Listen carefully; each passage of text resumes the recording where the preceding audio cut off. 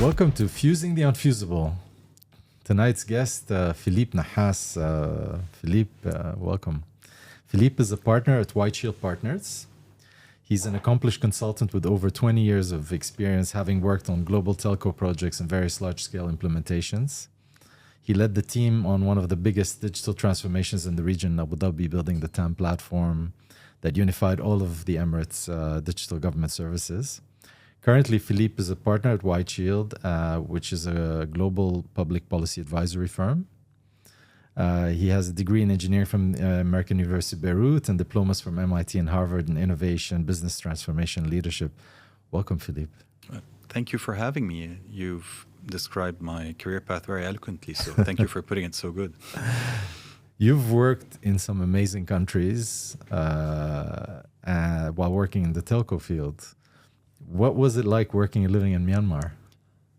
Well, it was life-changing in many ways. You know, in terms of first the change in everything, the culture shock, the everyday routine that changes, the infrastructure that's extremely different from what you're used to, especially coming from a place like Dubai, where it's very much massive infrastructure investments, you know, top-notch everything, a 20-year plan, etc. And Myanmar is very much living by the day, anchored in its culture and its tradition.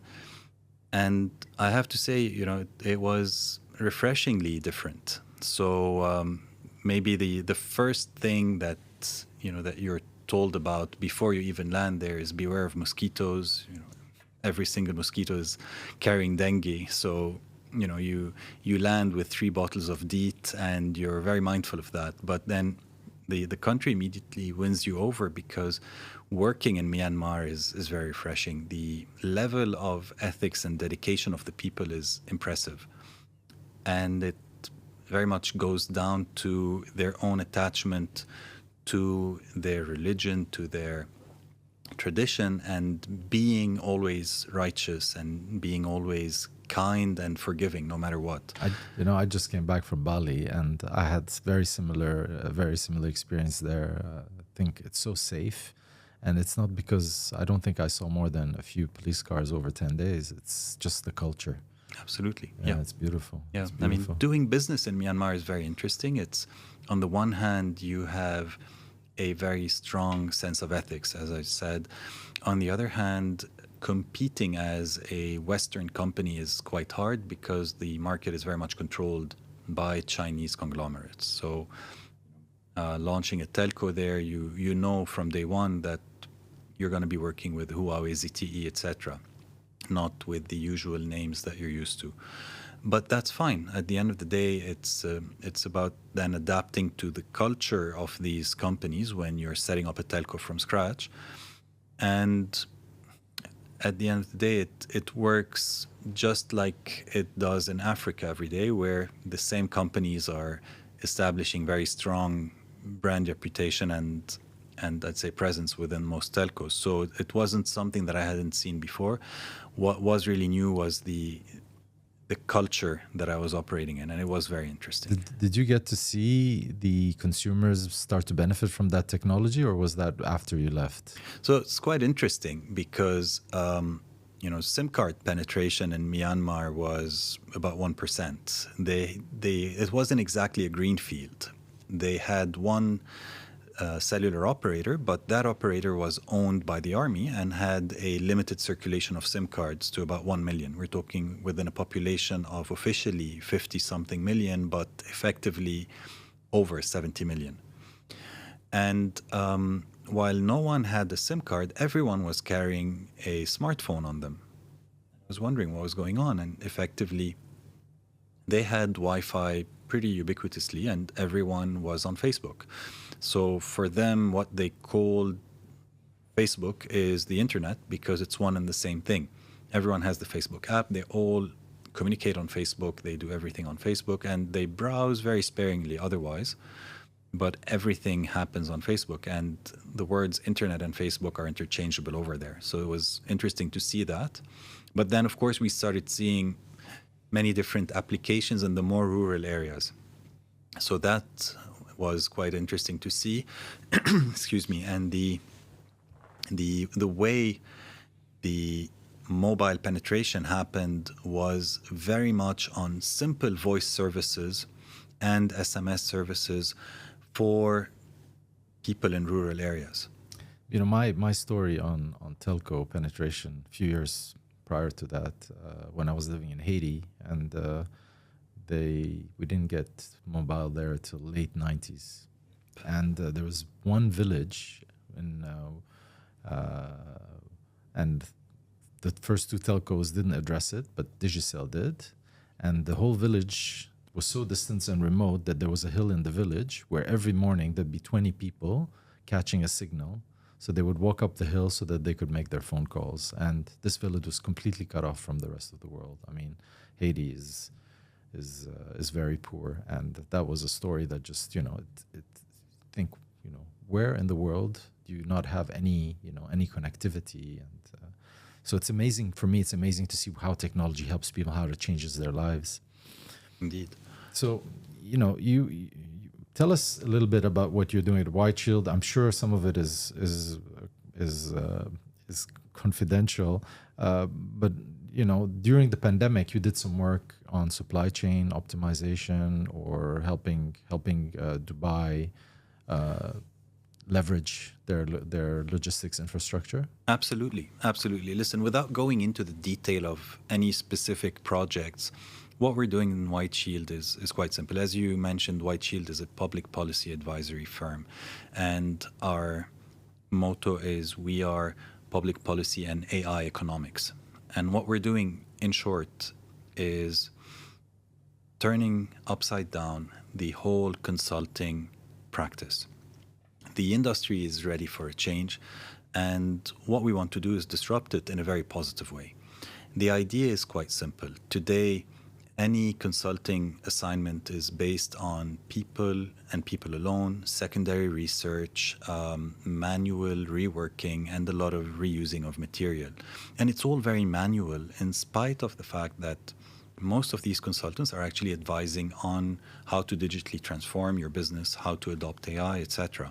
Rather than doing that and just giving advice and leaving at the advice level, what we've always done at White Shield is try to come up with very quantitative, very quick answers to the hairiest issues that policymakers have, and then rather than leave them with a simple recommendation, help them implement, monitor the side effects, monitor the positive impact, realign, fine-tune, and reaccelerate the implementation. The way we've been approaching anything at White Shield is through government accelerators, where we take periods of 100 days to transform a country and show real impact. So if you were to talk about labor, the Nahhas initiative back in 2022 and even before that created about 50,000 jobs in the private sector for Emiratis. If you are to talk about the trade within the UAE, the idea of creating a trading network, which is very similar to the airline alliances you see in passenger travel. So applying the same concept to cargo and giving benefits and loyalty points to your operators across the world, while making Dubai a central hub for trade instead of going through the ancient routes that date back to the 18th century, not even the 19th, but the 18th century, of taking goods through Europe, repackaging them and redistributing them to the rest of the world, to going south-south and going direct from production to consumption and streamlining those logistics. I think these were some of the impacts that we were able to bring because of the tools that we use, because of the approach that we have, which is dig deep into the data, leverage as much alternative data as you can. Do not wait for your client, whether it's the government or private sector, to give you data in a specific format or in covering a specific topic, look for alternatives very early on, complement it with your customers' data, but use all of the knowledge that you have on the topic combined with your technical prowess to be able to sift through the data, structure it, harmonize it, and use it for a specific use case. I love it. I love it because it is truly disrupting the model, the consulting, the traditional consulting model. And when you were talking about the 18th century roots, trade routes, and it's just the way business was done. Nobody, it's hard to disrupt because there's so much legacy, there's so much tradition. And Indeed. it's only sometimes when there's a crisis that people think about it. But I think the work that you guys are doing sounds like true digital transformation, not just digital sugarcoating, right? Where you actually back up your work with technology as well, and you demonstrate it. So it's not just another consulting assignment, another report on somebody's desk. It's actually delivering real results. I think it's fantastic. Thank you. Yes, indeed. We've coined the words AI policy and AI economics specifically because of this approach. It's not consulting on AI, it's leveraging AI for results. I love it. I love it. So, which brings us to that. It's a great topic, AI. And I know you're a big fan of AI, but not only are you a fan of AI, you've actually built and your own infrastructure to use AI for the work in building, in delivering that. And you kind of alluded to it, but maybe you can talk a little bit about what you built in terms of a AI infrastructure and how you're using it. Absolutely, yes. So to be clear, we're not building our own Gen AI, LLMs, or anything of the sort. This is the work of much more focused, larger companies. I mean, this is the hyperscalers and some governments who are interested in having specific LLMs for specific language use or for very specific purposes. What we've been doing is putting AI to work by leveraging LLMs within our architecture. And we had started working on, machine learning algorithms a while ago, way before the current AI craze, way before the November 2022, I'd say, discovery of OpenAI, ChatGPT, and the whole shift of focus towards AI. We never branded it AI until very recently because now it speaks to people and they understand it. But it was always about choosing the right model, the right algorithm, and then reiterating with machine learning, supervised learning at first, and scaling up to unsupervised learning. So to give you one example, what we've done is we've aggregated in excess of 380 million job posts globally. So we cover about 140 plus countries. We're talking about job posts starting 2019 until recently. And we keep on scraping the web for these job posts and aggregating them. And what we do is we run them then through 8 separate models that will identify the type of occupation that the job post is advertising, that will learn more about the advertiser to understand the sector and the industry in which they operate, that will try to understand the level of experience that's being requested and the type of experience that's being requested, as well as the type of education, to then give you a structured database of occupations, sectors, specializations, and skills. And with that, we have a very good understanding of the demand in the market as it happens today. While most ministries of labor have a very good grasp on the demand in their market from a labor perspective as of the previous year, because they commission an annual survey that goes into the private sector, understands exactly what's being hired, etc. With that, they sample about 15% of the market over a period of 3 months. What we do is, by scraping the web for all job posts, we focus on white-collar jobs. We're not very much into blue-collar jobs. These are not advertised on the internet. Yeah. But if we're looking at what really drives change in the economy, in the labor market, change doesn't happen from blue-collar jobs. This is a game of of quantity, where the type of jobs change and vary very quickly and evolve and innovate, is in the white collar labor market. And this is what we're monitoring. And we're able to capture about 70% of the market as a sample straight as it's being posted, so on a daily basis. And that, I think, makes a huge difference to what is being done today to address changes in demand and take it back to the education sector, link it together to make sure that your supply in terms of skills in the education sector corresponds to the demand in the labor market. It's really interesting because one of the prior guests was talking about how, we were talking about how the UAE is a great place for startups and scale-ups. And if there was one comment, it was, we'd like to have more talent here.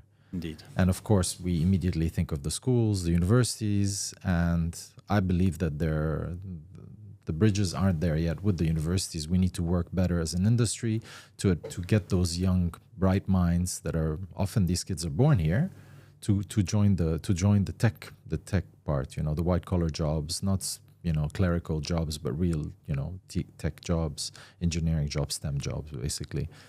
And I think with the AI, you're able to kind of not only scrape the internet for the job postings, but you're able to also kind of predict which ones were closed, right? So absolutely, absolutely. So now we're able to give a 5-year view of the skills in the labor market, taking in many inputs, not just looking at a bit of a linear extrapolation, but understanding how skills are varying and how demand is changing.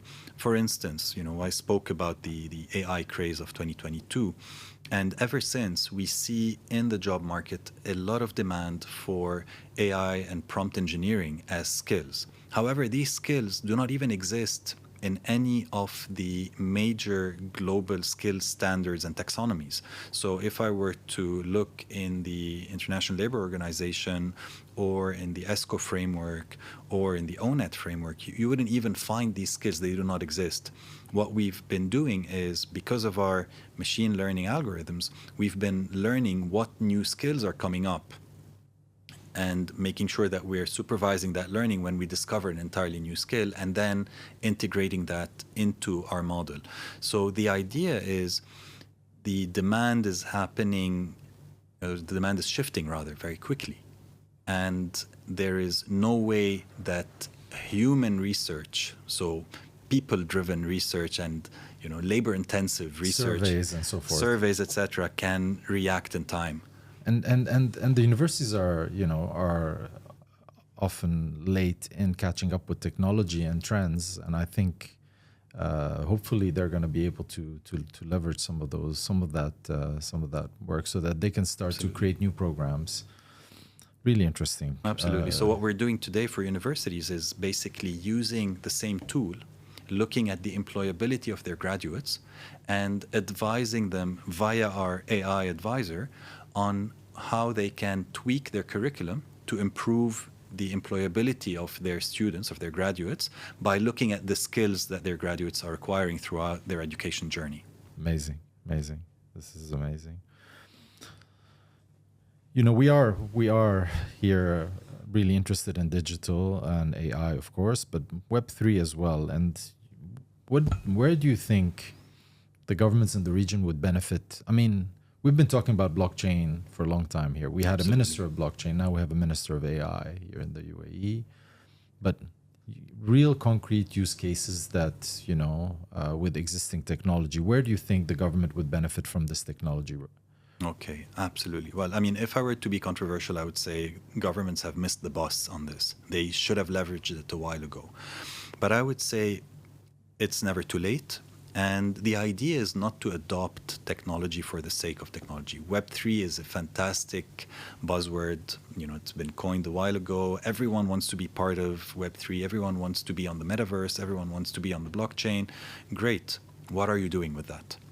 Give me your use cases and let's understand how we can make them better. So blockchain in particular has so many applications, and I can think of one topic that comes to mind because it was being discussed earlier today food security. The UAE has been very much aware of its food security conundrum, the fact that we are living in a desert after all, and no matter how much you try to grow in country, you are attracting a larger expat population at record scale, and you need to import your food no matter what.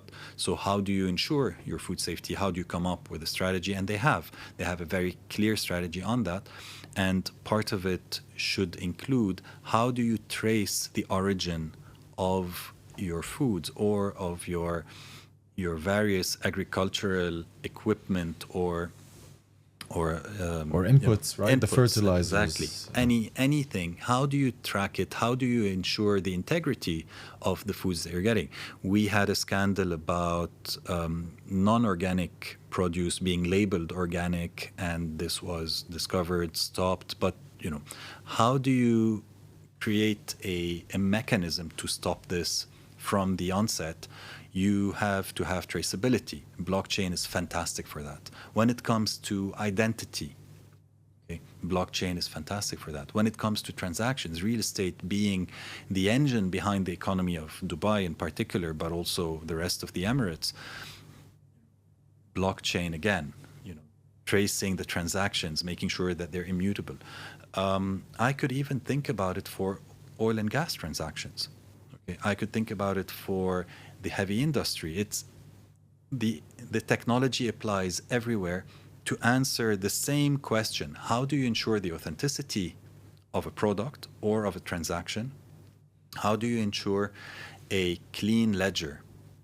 And of course, it goes against the idea of centralization that a lot of governments have at their heart. But at the end of the day, learning to let go and learning to adopt the technology is a process. We have to go through this process, and I'm pretty sure the governments today are very much aware that there needs to be a shift in mentality within the public sector in order to adopt Web3 technologies more effectively.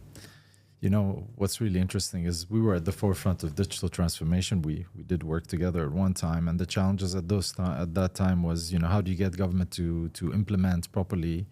And I think what's happening now, and when I see companies like yours right now, where you are at White Shield, implementing such quick, accelerator programs that deliver results, it's really changing that. It's accelerating digital transformation, and I think Web3 is going to eventually be a part of that. And I think we're lucky to have people like you working here on the ground that really understand, because the challenge of digital is often, it's not technology, it's the people, right? Absolutely. And the use cases, and partners that are willing to, put their money where their mouth is, right? And really deliver something that works. So I'm really looking forward to having you back here to discuss more success, more projects. Hopefully some Web3 projects will come into the pipeline, and maybe we can accompany you on that journey. Philippe, thank you so much for coming. Thank you, Karim. Thank you very much for having me today. It's been a pleasure. Cheers. Bye-bye.